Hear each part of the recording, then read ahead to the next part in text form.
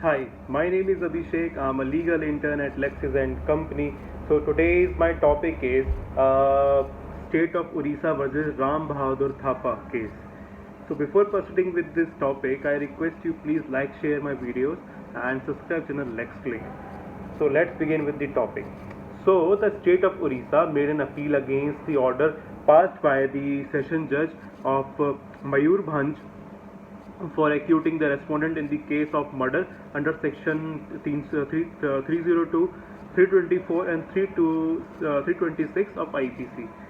In Rasgovindpur, the village, there is an abandoned aerodrome which was collected in a large quantity.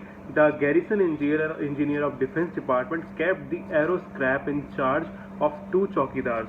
From the film of Chatterjee brothers, Jagat Bandhu Chatterjee came to the village to purchase the aero scrap with the Nepali servant named Ram Bahadur Thapa, which is our respondent. So there was a fear of ghosts in the village that the Adivasis would not ordinarily venture out at the night. But Jagat Bahadur Chatterjee and Ram Bahadur Thapa were uh, uh, uh, these two were anxious to see the ghost, so they convinced Krishna Chandra Patro and Chandra Maji to accompany them to see the ghost. So Chandra Maji guided them to his village. Hence, at about midnight, they went to see the ghost and then began returning to the village through a footpath across the aerodrome. While returning, they noticed a flickering light at a distance, and they also found some a partition of moving around the flickering light. The Ram Bahadur Thapa was first to reach the place, and without uh, thinking for a second, he with his kukri began to attack the ghost indiscriminately. And when he hit Krishna Chandra Patro, he shouted that the respondent had attacked him, and in the meantime, the victims also raised a cry of distress, so the respondent stopped attacking the people. The person whom the respondent attacked and injured were some female Majis of the locality who came to collect mahua flowers under a mahua tree with hurricane lantern at that hour of night. By the indiscriminate attack of one girl called Gheli Manjiani was killed and other two females were grievously injured.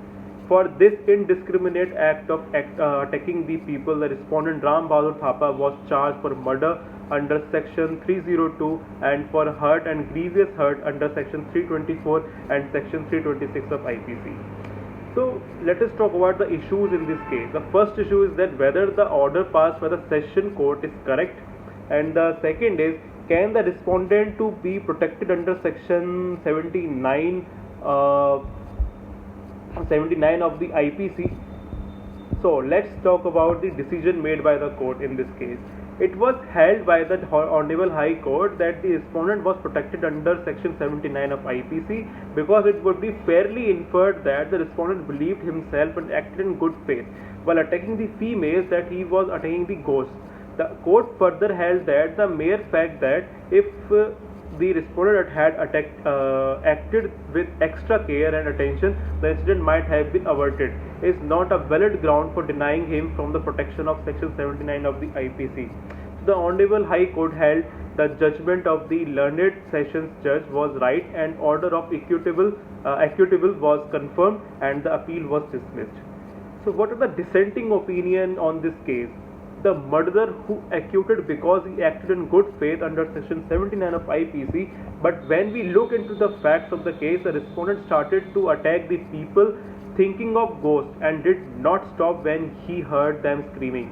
In this kind of circumstance, there arises a question whether the defense under section 79 of IPC can be given even in the cases where there exists certain proof that shows the preemption of attack and gross negligence by the accused.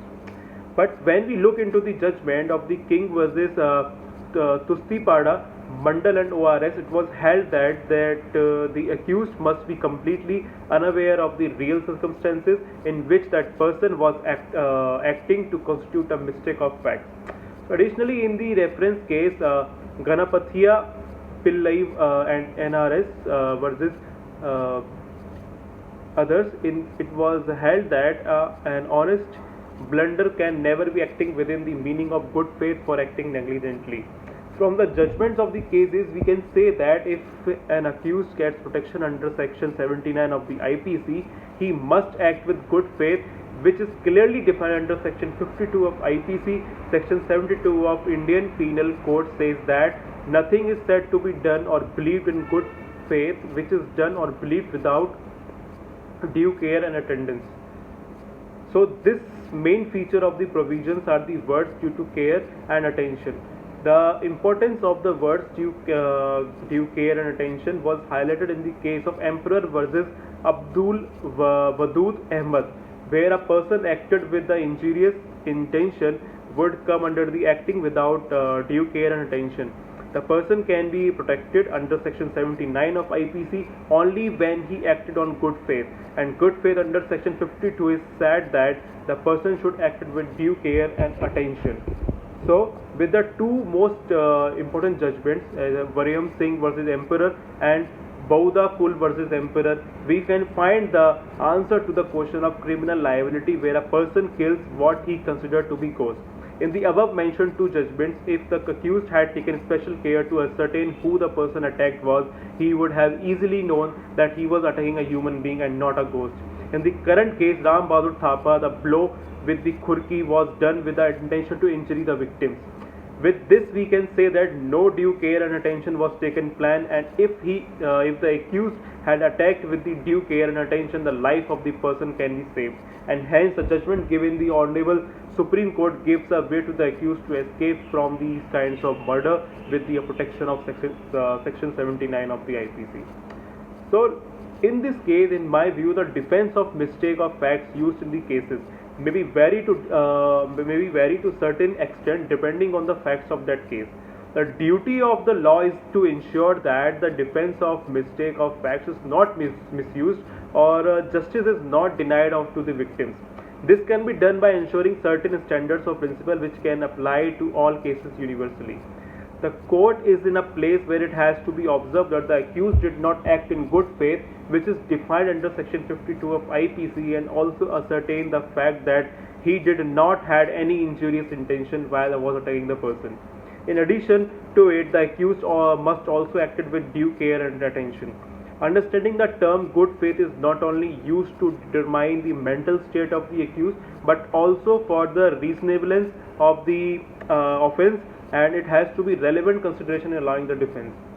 So there are two basic principles which helps to make a difference between what was genuine mistake of law and what was a fabricated or an attempt to misuse the defense. The first one is the mistake of fact, which must be allowed to accused only when there is reasonable mistake made, and unreasonable mistake is a borderline or negligence.